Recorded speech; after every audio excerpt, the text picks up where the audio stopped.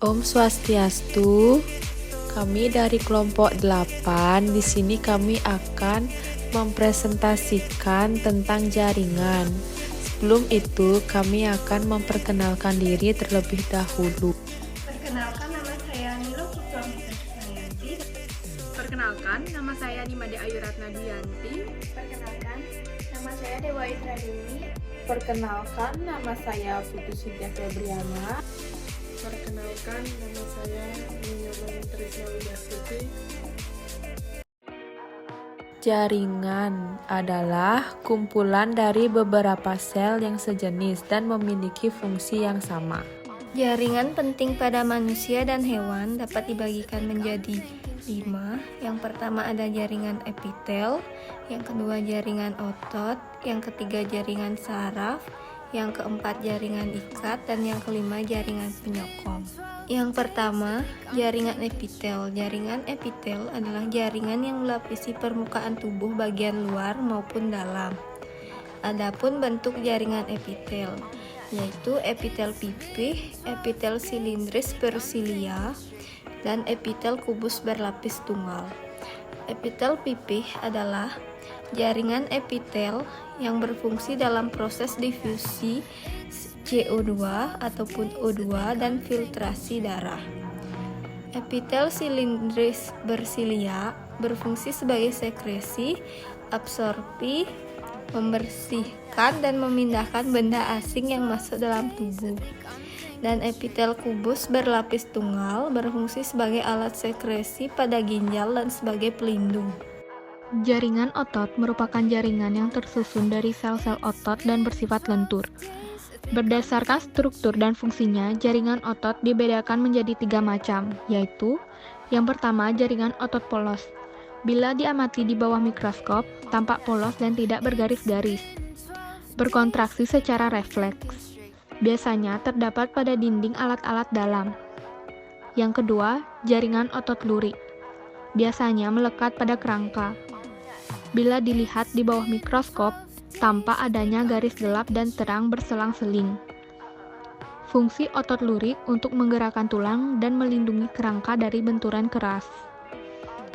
Yang ketiga, jaringan otot jantung. Strukturnya menyerupai otot lurik. Berkontraksi secara refleks. Biasanya terdapat pada dinding jantung. Fungsi otot jantung untuk memompa darah keluar jantung. Selanjutnya ada jaringan saraf. Jaringan saraf tersusun atas sel-sel saraf atau neuron dan juga sel neuroglia.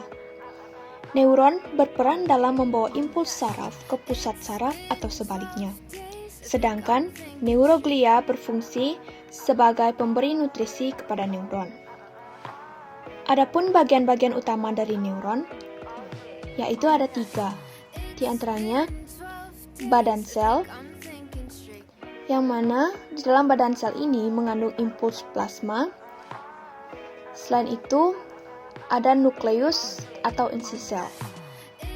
Yang kedua, ada dendrit yang berfungsi membawa impuls ke badan sel. Yang ketiga, ada neurit atau akson yang berfungsi membawa impuls meninggalkan sel. Akson dikelilingi oleh sel sekuan dan diselubungi oleh selaput neurelema. Di dalam neurelema terdapat selubung mielin yang mengandung fosfolipid. Bagian akson yang tidak tertutup selubung mielin disebut nodus Ranvier. Pada ujung akson terdapat sinapsis yang berfungsi meneruskan rangsangan ke sel saraf lainnya.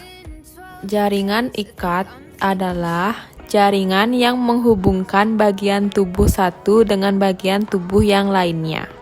Jaringan penyokong merupakan jaringan yang berperan untuk menunjang bentuk tumbuhan agar dapat berdiri dengan kokoh. Disebut juga jaringan penguat karena memiliki dinding sel yang tebal dan kuat serta sel-selnya yang telah mengalami spesialisasi. Jaringan penyokong terdiri dari jaringan kolenkim dan jaringan sklerenkim.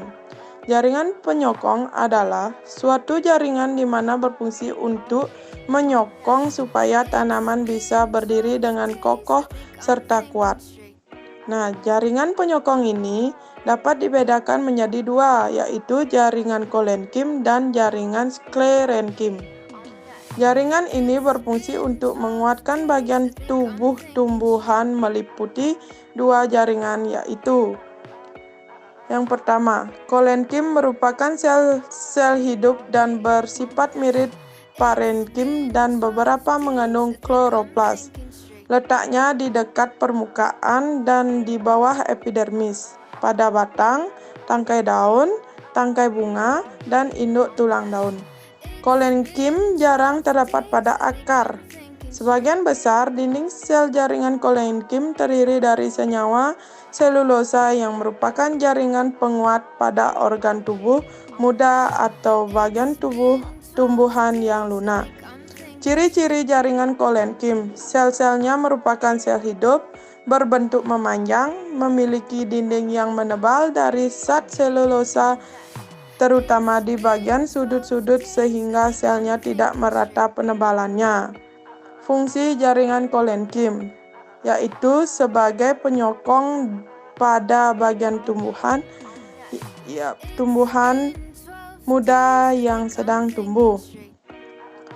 Jaringan yang kedua yaitu jaringan sklerenkim, terdiri dari sel-sel mati.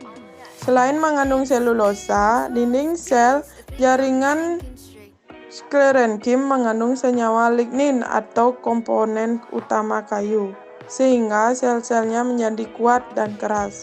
Sklerenkim terdiri dari dua macam, yaitu sklereid atau sel batu. Selnya mati, bentuk bulat dan berdinding keras sehingga tahan tekanan. Contohnya, sel-sel tempurung kenari dan tempurung kelapa. Serabut-serabut sklerenkim atau serat selnya dengan bentuk panjang umumnya terdapat pada permukaan batang. Ciri-ciri jaringan sklerenkim: memiliki dinding sel yang merata, penebalannya dilapisi oleh zat lignin atau kayu sehingga sel-selnya kuat dan keras. Fungsi jaringan sklerenkim yaitu sebagai alat penyokong dan pelindung. Demikianlah presentasi dari kelompok kami. Apabila ada kesalahan kata dalam penyampaian materi, kami memohon maaf. Terima kasih atas perhatiannya. Akhir kata kami tutup dengan Pramasanti. Om Santi, Santi, Santi, Om.